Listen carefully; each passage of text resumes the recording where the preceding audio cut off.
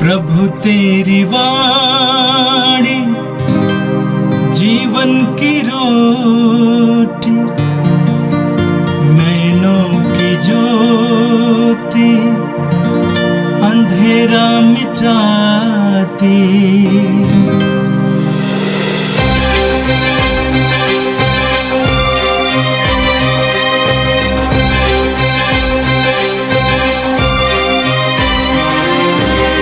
प्रभु तेरी वाणी जीवन की रोटी, नैनों की ज्योति अंधेरा मिटाती।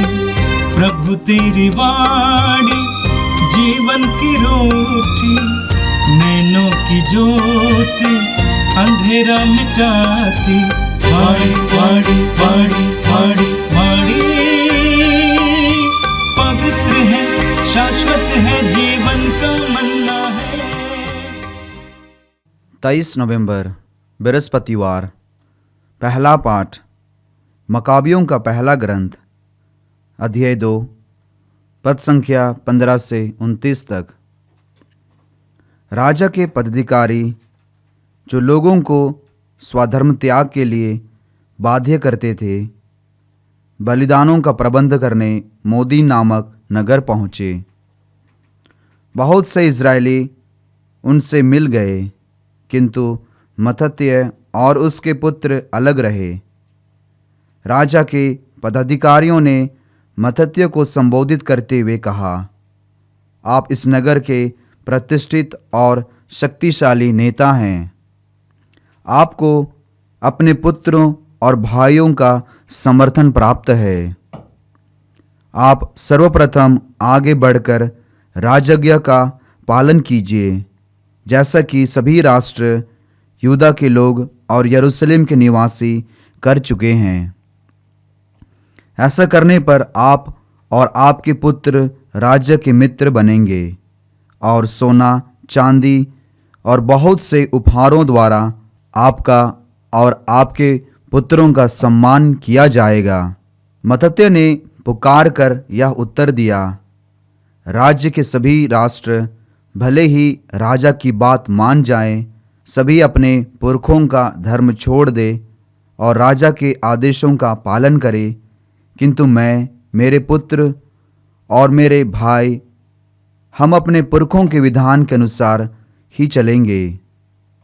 ईश्वर हमारी रक्षा करे, जिससे हम उसकी संहिता और उसके नियमों का परित्याग न करें।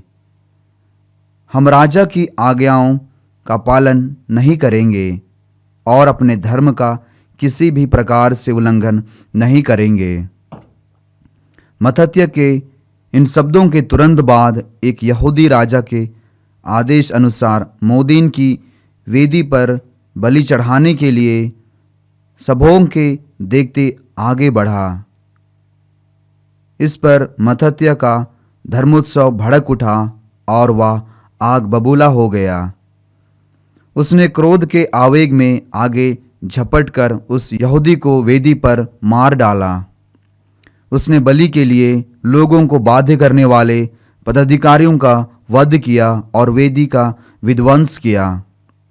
इस प्रकार मत्तत्याह ने पिनहास के सदृश संहिता के प्रति अपना उत्साह प्रदर्शित किया।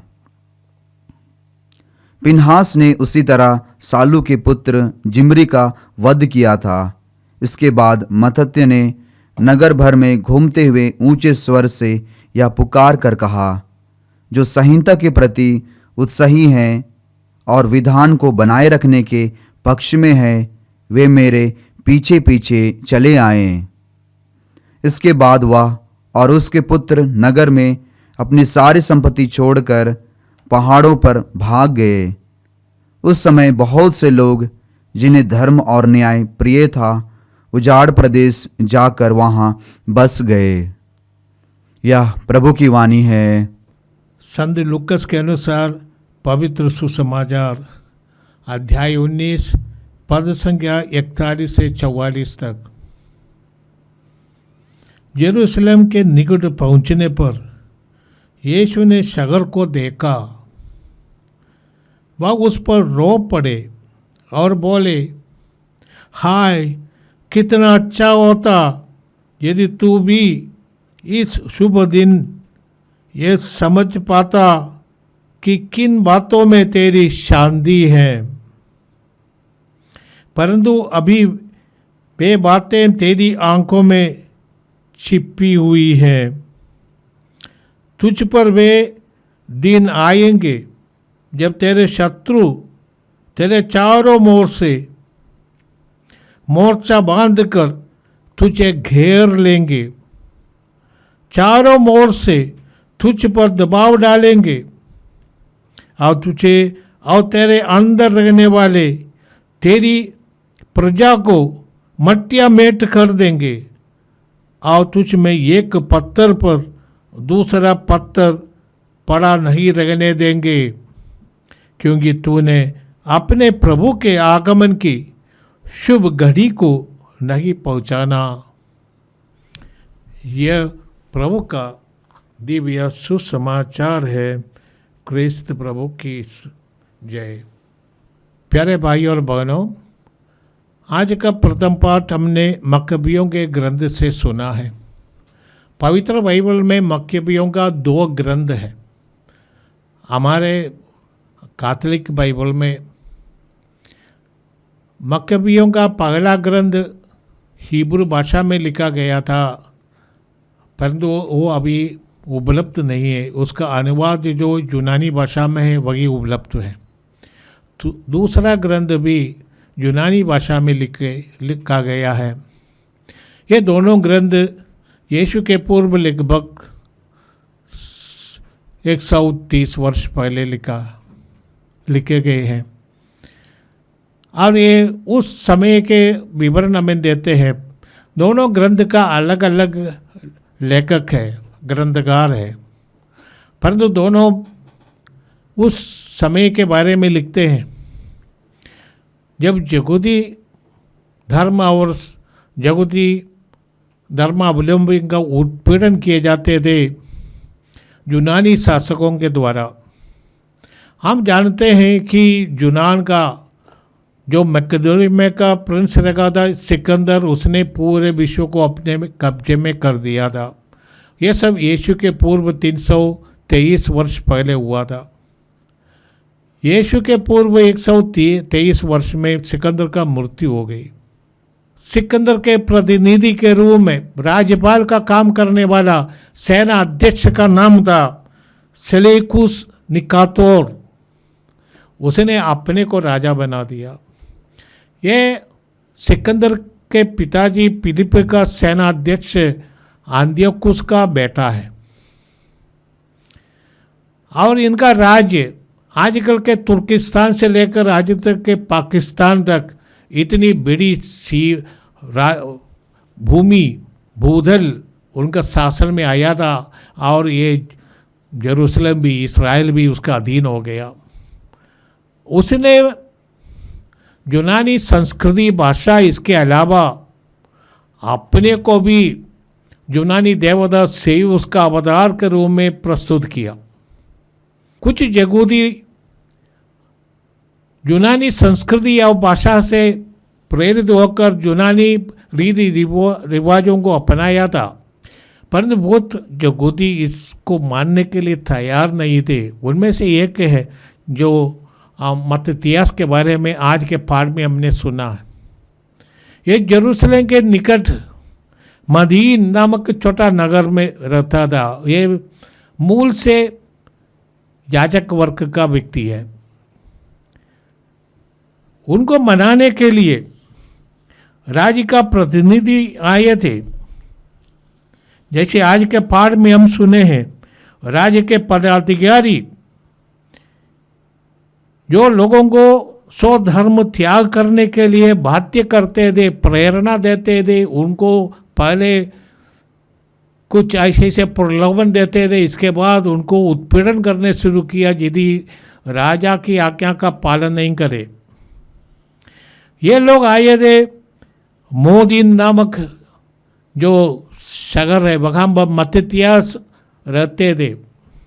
मत्तियास ने इनकार किया कि वो अपने धर्म का त्याग नहीं करेंगे, वो यहूदी समुदाय के रीति रिवाज के अनुसार जिएंगे।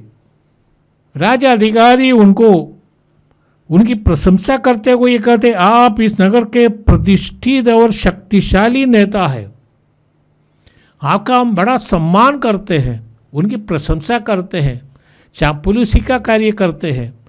और इससे वो यदि वो उनका घमंड बढ़ जाता है तो अच्छा बात है, वो तो राजा की आज्ञा मानने के लिए तैयार हो जाएगा, ऐसे ये लोग सोचे थे, परंतु वो उसने इनकार कर दिया।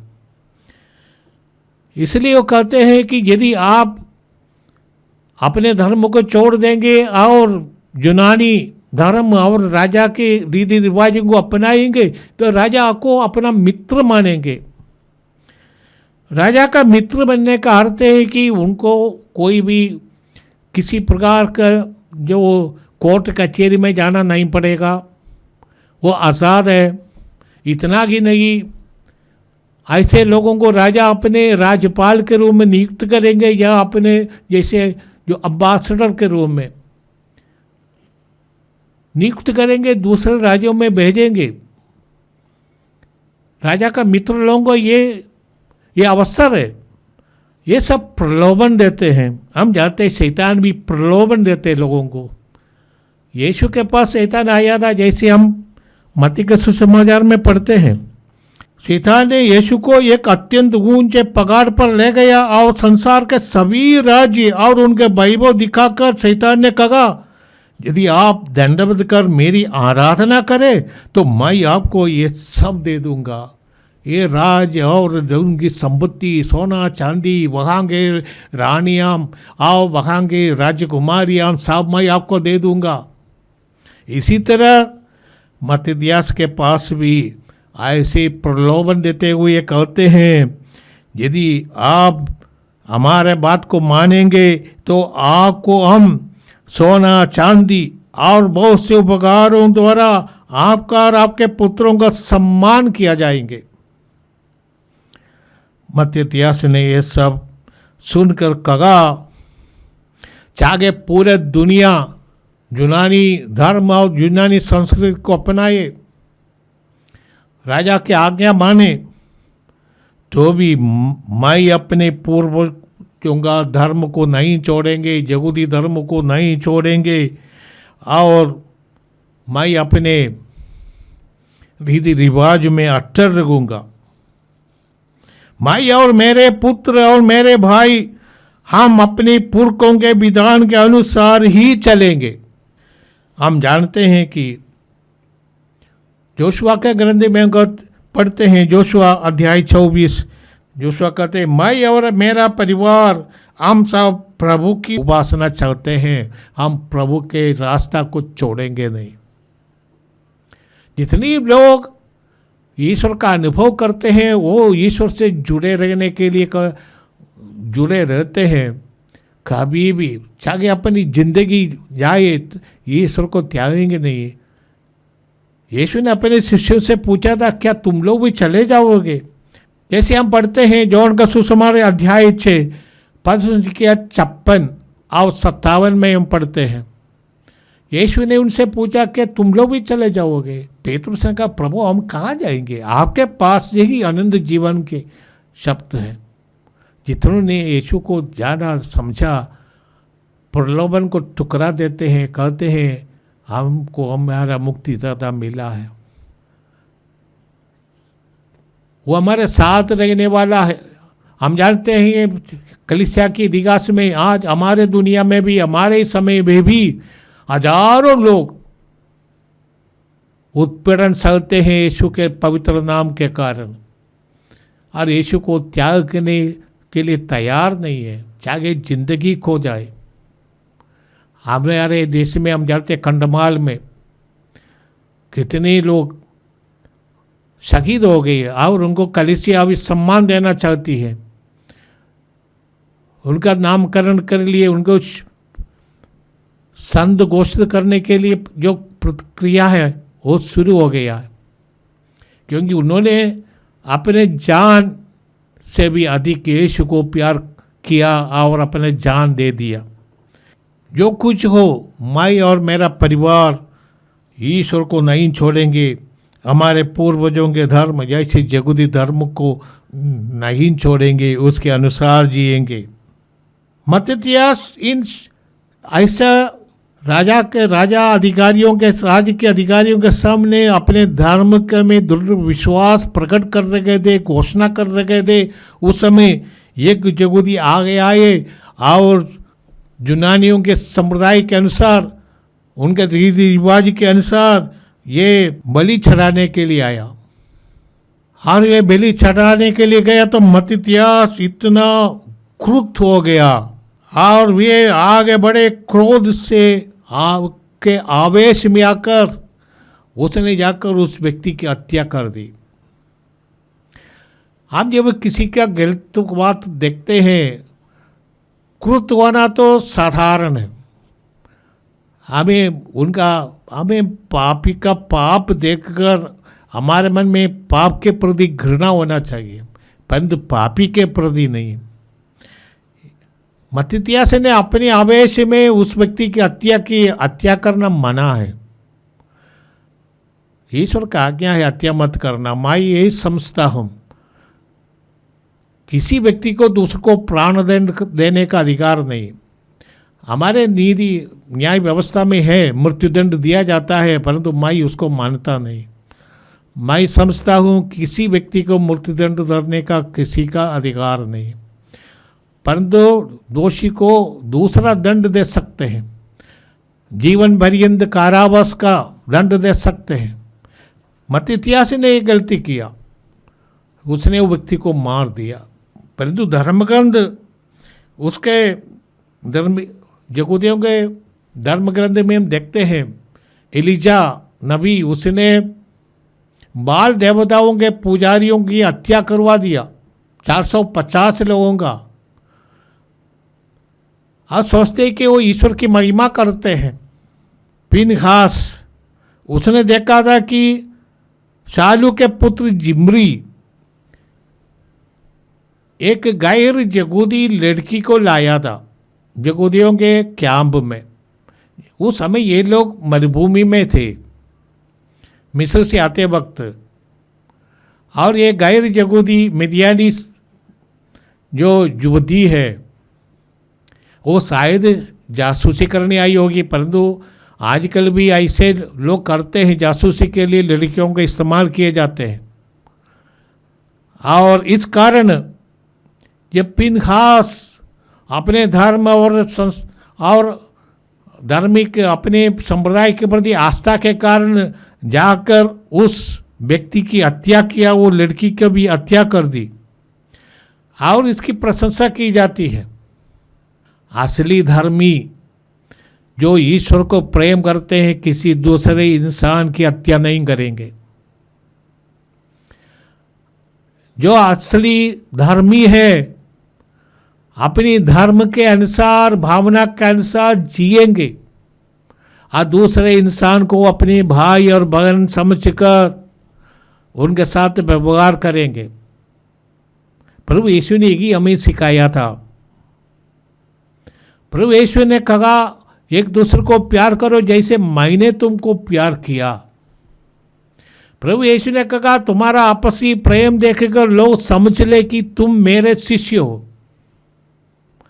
धर्म किसी को दूसरे के खिलाफ होने की सिखाते नहीं, परंतु जो अंध हो जाते हैं, अपने को अंधा बना देते हैं, ये लोग धर्म की असलियत को नहीं समझते हैं। धर्म हमें धार्मिक बनाना चाहता है, उसके लिए है। इसका अर्थ ये नहीं कि मेरे धर्म को नहीं मानने वाला मेरा शत्रु है, ऐसा नहीं। दूसरे लोग दूसरे धर्म को मानते हैं, उनको अच्छा लगता है तो मानने दो। आपको उनका अंधकरण की बात पर आपको हाथ रखने का कोई अधिकार नहीं, परंतु आप अपने धर्म के अनुसार जीवो और आपकी धार्मिकता देखकर लोग समझ ले कि आप इस धर्म का व्यक्ति है। प्रभु यीशु ने अपने शिष्यों से कहा तुम संसार की ज्योति हो, पहाड़ पर बसा हुआ नगर छिपा नहीं सकता। और जैसे तुम्हारा धर्माचरण कर लोग समझ ले, तुम्हारे पिता की वो प्रशंसा करे। यदि तुम्हारा धर्माचरण अच्छा है, लोग उससे प्रभावित हो जाएंगे और तुम्हारे धर्म के बारे में पूछेंगे। जिसने आपको ये प्रेरणा दी, मदर तेरेसा ने बहुत लोगों को प्रेरणा दी अपने आचरण के द्वारा, उससे प्रेरणा प्रभु यीशु से मिली है। इसलिए हमें हमारे धर्म के अनुसार जीना, हमारे धर्म को दूसरे के ऊपर तोपने का नहीं, जबरदस्ती तोपना, किसी को उत्पीड़ित करके तोपना, वो कोई भी हो। बहुत लोग आज पहले धर्म के नाम पर अत्याचार करते हैं। मकबियस ने हमें सिखाया है कि हमें अपने धर्म के प्रति निष्ठावान होना चाहिए, उनको मूल्यों को अपनाना है और उसके लिए किसी भी प्रलोभन में नहीं पड़ना और अपनी जिंदगी उस धर्म के आधार पर चलाना है। आज के सुसमाचार में देखते हैं प्रभु यीशु यरूशलेम आ गए और ये यरूशलेम में लूकस के अनुसार जो सुसमाचार हमने सुना है, वो यीशु का यरूशलेम में प्रवेश है, ये उनका अंतिम प्रवेश है। अब ओसाना का दिन है, लोग ओसाने के रूप में आते हैं, यीशु को एक जय जयकार करते हैं, धन्य है वो राजा जो प्रभु के नाम पर आते हैं। ऐसे जब यीशु यरूशलेम की ओर आ रहे थे, वो जैतून पहाड़ से उनको आना है, रास्ता उस तरफ से है। तो जैतून पहाड़ पर जब यीशु आए, उसने यरूशलेम शहर को देखा। जैतून पहाड़ से उस पार है सियोन पहाड़, उस पर यरूशलेम नगर बसा हुआ है। यरूशलेम का अर्थ है कि शांति का नगर, और यीशु ने इस शांति का नगर को देखा और रो पड़ा। आज के पाठ में हम पढ़ते हैं, यीशु ने शहर को देखा और वे उस पर रो पड़े। यीशु ने कहा, हाय कितना अच्छा होता यदि तू भी इस शुभ दिन ये समझ पाता कि किन बातों में तेरी शांति है, परंतु अभी वे बातें तेरी आंखों से छिपी हुई हैं। प्रभु यीशु शांति का संदेश लेकर आए थे, ईश्वर का सुसमाचार सुनाते थे और लोगों ने इनका तिरस्कार किया। जैसे जौन के सुसमाचार में पढ़ते हुए अपनों के पास आया, परंतु अपने अपनों ने उनको नहीं अपनाया। इतना ही नहीं, उनको पकड़ कर गए, यहूदियों के हाथ में सौंप दिया, रोमियों के हाथ में सौंप दिया और उनको क्रूस पर चढ़ाया। मत्ती के सुसमाचार में भी हम देखते हैं प्रभु यीशु ने यरूशलेम के पर होने वाले बातों को समझाते हुए ये कहते हैं। प्रभु ने कहा, जो मत्ती के सुसमाचार अध्याय 23 पद संख्या 37 में प्रभु कहते, यरूशलेम यरूशलेम तू नबियों की हत्या करता है और अपने पास भेजे हुए लोगों को पत्थर से मार देता है। मैंने कितनी बार चाहा कि तेरी संतान को वैसा ही एकत्र कर लूं जैसे मुर्गी अपने चूजों को अपने डायनों के नीचे एकत्र कर देता है। ये संदर्भ ही है, प्रभु यीशु शास्त्रियों फरीसियों के साथ धार्मिक बातें की चर्चा यरूशलेम मंदिर में किया करते थे, परंतु इन लोग यीशु को मानने के लिए तैयार नहीं। प्रभु यीशु ने एक बार कहा था कि निनेवे के लोगों ने जोनस को सुना था और उनका जीवन परिवर्तित हो गया, परंतु यहाँ तुम्हारे बीच जोनस से भी महान खड़े हैं, परंतु तुम उनकी बात को सुनते नहीं। यीशु को इतना दुख हुआ, इसलिए यरूशलेम देखकर यीशु रो पड़ते हैं। हम जानते हैं कि यरूशलेम के साथ यीशु ने जो कहा वही हुआ था। यीशु के पुनरुत्थान के बाद 10-20 साल के बाद AD 70 में रोम का सम्राट तीतुस, उनके आदेश पर यरूशलेम पर कब्जा हुआ। यरूशलेम मंदिर तोड़ा गया, जलाया गया। और यहूदियों को न केवल यरूशलेम से पूरे इस्राएल से बाहर कर दिया। अभी भी यहूदी पूरे के पूरा इस्राएल में वापस नहीं आ गया। दूसरा विश्व युद्ध के बाद ही यहूदी थोड़े थोड़े आने लगा। आज भी हम जानते हैं यरूशलेम पर अभी लड़ाई हो रही है। और यरूशलेम में जो मंदिर यहूदियों का था उस पर मुसलमानों का कब्जा है। मुसलमानों ने वहाँ पर एक उसके ऊपर एक मस्जिद बनाया, अल अक्सा मस्जिद।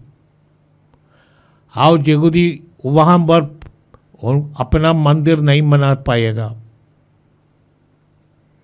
यहूदियों का तीसरा मंदिर नहीं, यहूदियों का एकमात्र मंदिर है। अभी भी वो मंदिर नहीं बनेगा। अब मैं नहीं समझता कभी भी बनेगा, क्योंकि वो जगह मुसलमानों के कब्जे में है और उसके लिए मुसलमान भी अपना जान दे देंगे, यहूदी भी जान देने के लिए तैयार है, परंतु ये सब नहीं होगा। यरूशलेम का नाम ही शांति का नगर है, परंतु कभी वहाँ पर शांति हुआ नहीं। यरूशलेम ने नगर को सिय्योन पहाड़ पर दाऊद ने खड़ा किया था। दाऊद का राजधानी पहले हेब्रोन था, जो बेथलेहम से 4-5 माइल दक्षिण में। यरूशलेम इसे लगभग 20 माइल उत्तर में है। वहाँ पर ये महानगर बसाया था दाऊद ने अपने राजधानी के रूप में।